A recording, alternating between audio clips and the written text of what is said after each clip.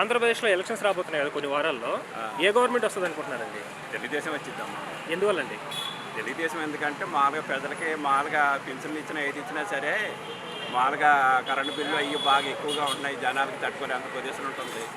అందుకు కాబట్టి తెలుగుదేశమే రావాలి, లేకపోతే ఆంధ్రప్రదేశ్లో ఉంటానుకోండి మొత్తం అంతా తెలంగాణ వచ్చింది. ఇప్పుడు జగన్ పరిపాలన చూసారు, ఇంతకుముందు తెలుగుదేశం సిబిఎన్ గారి పరిపాలన కూడా చూశారు కదా.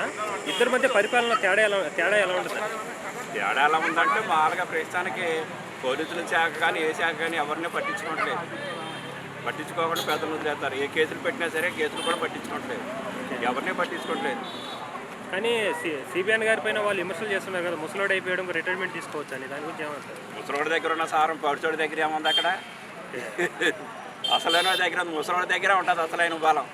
పడిచోప్పుడు ఆడి దగ్గర ఏముండదు, ముసలోడి దగ్గర ఉంటుంది. రాజకీయ నాయకులు మామూలుగా ఈ పోలీసులు వీళ్ళందరూ కూడా ప్రస్తుతానికి చేస్తున్నారు. అసలైన రాజకీయం చేసి ఇప్పుడు ప్రమాకాలు చేసేటప్పుడు అయినా సరే ఇలా నెత్తిమై చెయ్యి చెప్పమని ఎవరినైనా సరే నా ధర్మం నేను పాటిస్తానని ఇలా చెయ్యి చెప్పమను ఆడు అసలైన నాయకుడు.